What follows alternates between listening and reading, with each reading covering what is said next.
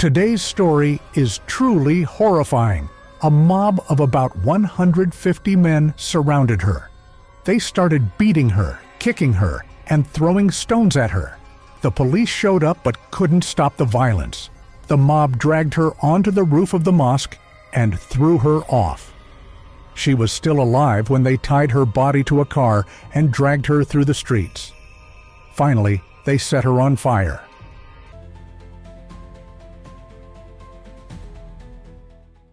Farkhunda Malikzada was born in 1987 in Kabul, the capital and largest city of Afghanistan. She grew up with her brother in a devout Muslim family. In 2015, the 27-year-old Farkhunda was attending courses where she studied Islamic law. She was preparing to become a teacher and dreamed of becoming a judge in the future. She was brave and unafraid to voice her opinions. In addition to her studies, she was actively involved in volunteer work. She lived with her parents, helping them weave carpets, and was an excellent cook. She wanted to get married, but had no luck in finding a partner. Farkhunda was a devout Muslim and wore a hijab. A hijab is a lightweight veil made of muslin, cotton, or silk, usually white, blue, or black, worn when leaving the house, covering a woman's body from head to toe. Only the face and hands remain visible. Friends and teachers described Farkhunda as a modest, kind, serious, and educated young woman who respected and adhered to all local traditions and customs. Afghanistan uses the Persian calendar, where the new year falls on the spring equinox, March 21st or 22nd. A few days before the new year, on Thursday, March 19th, 2015, Farkhunda Malikzada, as usual, left for her studies. Before leaving, she kissed her nephew and said goodbye to her mother. She said she would return in a couple of hours and they would start preparing the house for the upcoming holiday. Farkhunda was in high spirits. She left the house and headed to her Quran study class. On her way, she passed by the Shah do Shamshira Mosque, which translates from Persian as the Mosque of the King of Two Swords. Shah do Shamshira is a two-story building with yellow-painted exterior walls. It is located in the city center on Andarabi Street, near the Kabul River.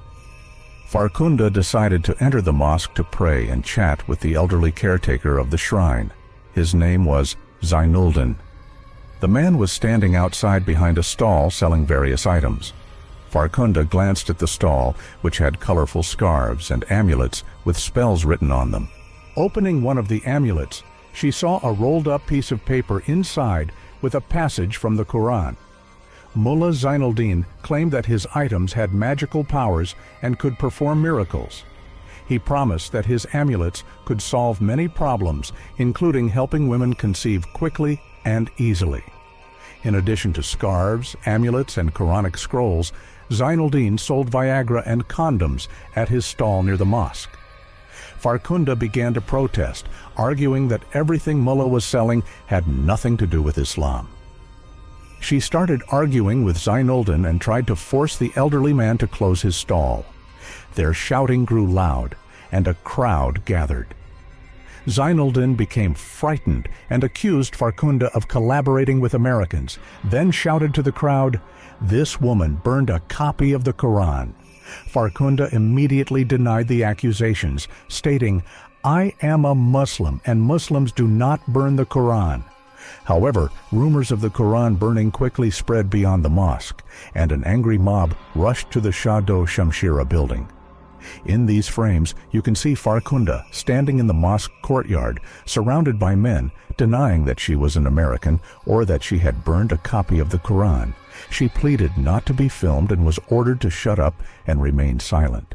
Soon, the argument turned violent and the crowd began pushing her. She fell to the ground and was kicked. The police arrived and tried to disperse the enraged men. Officers fired shots into the air, and the crowd scattered. Farkhunda sat on the asphalt, covering her face with her hands. Men tore off her chador, her hair was disheveled, and her face was covered in blood. The police offered to take Farkhunda to the nearest station for safety, but she refused, demanding that a female officer accompany her. Farkhunda distrusted male officers and wanted to avoid further contact with them. Two worshippers helped Farkhunda up and took her to the mosque's inner courtyard. Throughout this time, the angry mob hurled insults at her, and bystanders recorded everything on their phones. The Afghan crowd unanimously decided that Farkhunda, for allegedly burning a copy of the Quran, should be killed and sent to hell immediately. Meanwhile, about 1,000 people had gathered on the street, all watching to see what would happen next. It is estimated that around 150 men participated in Farkhunda's lynching, 150 men against one woman. The mob stormed the mosque. The police tried to push back the attackers and stop them, but to no avail. The officers gave up and simply watched as the events unfolded. The men dragged Farkhunda to the mosque's roof and threw her down. I will skip the gruesome details, but it is known that Farkhunda tried to defend herself as best she could, but she had no chance of survival. She died near the mosque. Afterward, her body was tied to a car with a long rope and dragged about 200 meters down the street. Then it was thrown into the dry bed of the Kabul River, stoned and set on fire. The fire wouldn't catch. Men tore off their clothes and threw them into the flames to ensure Farkhunda's body was consumed. The entire lynching lasted about 2 hours. The crowd chanted Allahu Akbar in celebration. The men also shouted anti-American and anti-democratic slogans, accusing Farkhunda of collaborating with Americans and working at the French embassy. Meanwhile, Farkhunda's parents were at home, waiting for their daughter to return. Around 4 p.m., Farkhunda's father received a call from her number, telling the family to come immediately to the Shah-Do Shamshira Mosque. Farkhunda's father, mother, and brother arrived at the shrine. They saw a massive crowd, but did not yet know what had happened or why so many people were gathered. The family was taken to the police station for questioning. Investigators told them that Farkhunda had gotten into trouble. They said she was alive and at the station. The police pressured the family to tell everyone that Farkhunda had mental health issues or they would face serious consequences. Her mother and father refused.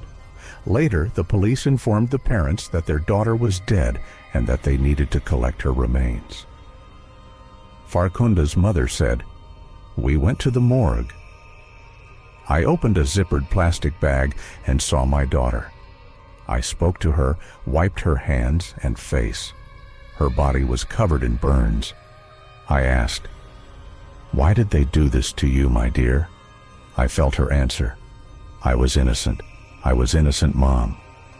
Authorities then ordered Farkhunda's family to leave Kabul immediately for their safety. Her father, mother, and brother left the capital. News of the tragedy spread across social media. Witnesses actively uploaded videos, and some men even boasted about their involvement in the horrific act. The next day, several influential officials and religious leaders publicly endorsed the mob's actions, stating that no one had the right to disrespect the Quran.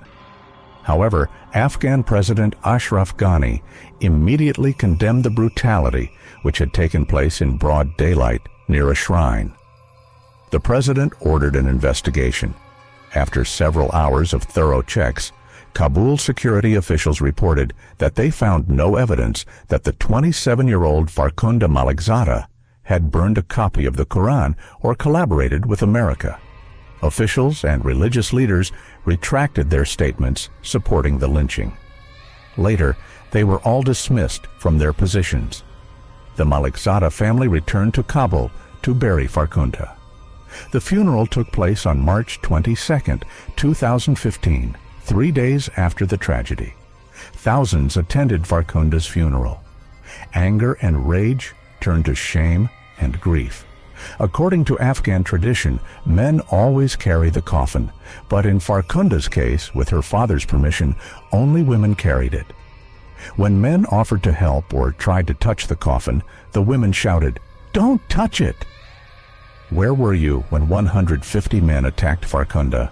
Where were you? No one had an answer. The women felt they were not carrying a coffin, but a hero. This was one of those rare moments in Afghanistan when women stood together in solidarity. 2 days after the funeral, on March 24th, thousands of women took to the streets of Kabul with signs reading, "We are all Farkhunda." They protested and demanded justice.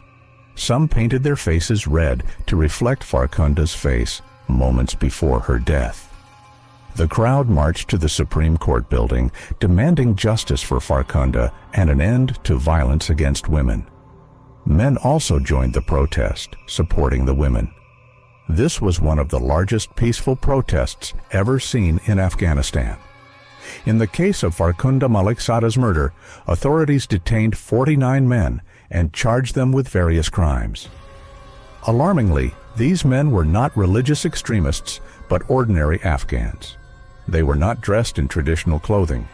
One influential official commented, "They learned to wear T-shirts and jeans. They looked modern, but their hatred for women remained unchanged." President Ghani's wife, Rula Ghani, expressed disbelief at how so many people believed the rumors and acted so quickly with violence. She stated, "I think this shows that Afghan society has lived in an atmosphere of violence for many, many years." A Kabul psychologist who worked with women believed that herd mentality drove the mob to believe they would become heroes by committing a public lynching. 6 weeks later, the trial began. Activists hoped this case would be a turning point for Afghanistan. The entire process was broadcast live. On May 5, 2015, the court announced its verdict. 26 of the 49 men were acquitted. 11 police officers were sentenced to 1 year in prison for failing to protect Farkhunda.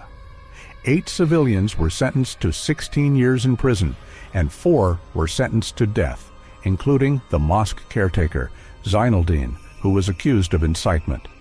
Among the 4 main culprits was Yaqub, who was only 16 at the time.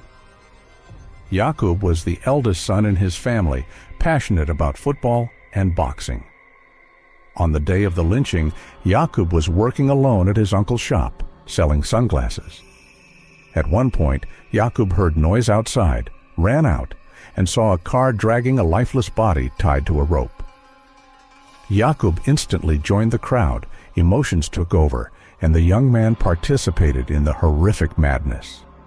Video footage clearly showed Yaqub throwing a large stone at Farkhunda. Yaqub's parents were devastated to learn what their son had done, never expecting him to be capable of such actions. At the same time, they agreed that their son had disrespected the deceased woman, but argued that he did not kill her. On July 2, 2015, an appeals court, in a closed hearing, reduced the sentences and overturned the death penalty. 3 men received 20 years in prison, and Yaqub received 10 years. The 11 police officers sentenced to 1 year in prison served only a few months before being released on bail. 4 of them were fully acquitted and even returned to their previous jobs at the Ministry of Interior. The court's decision sparked a new wave of protests in Kabul. The Malikzada family activists and human rights defenders argued that the sentences were unjustly lenient. This leniency reflected Afghan society's permissive attitude toward violence against women. Activists declared, "The Afghan government has once again shown the world that this country is hell for women. We know our government will once again fail to do anything for women. Farkhunda is not the first, nor will she be the last." A year after the tragedy, on March 23, 2016, a memorial was unveiled in Kabul in honor of Farkhunda Malikzada. It is located near the Kabul River, where her body was burned. In Afghanistan, she was declared a martyr, an honor usually reserved for fallen soldiers. In addition to the memorial, the street where the tragedy occurred was renamed in her honor. The Shah Do Shamshira Mosque now has new caretakers. They have banned worshippers from wandering the shrine without purpose and using mobile phones. Haji Naim, the new caretaker, explained that initially many worshippers were unhappy. He stated, "We tell everyone to pray and leave, as there is no point in wandering around the shrine. As for the ban on mobile phones, it is also justified. Why is it that today, if someone falls, we don't extend a hand to help them up? Instead, we immediately grab our phones. This shouldn't happen." After Farkhunda's case, many Afghan women complained on social media that men felt emboldened and became more openly and aggressively harassing. Women were blamed for provoking the crowd's anger. They faced insults from male colleagues in offices and universities. Many men mocked Farkhunda's death, even knowing the accusations of Quran burning were false. Men argued that Farkhunda paid with her life for her lack of piety, as she was not fully covered during the lynching. They also justified the lynching by claiming that Farkhunda represented a younger generation of Afghan women who did not respect traditions and leaned toward disbelief. Women activists declared, "We will continue to fight for our rights and protect women.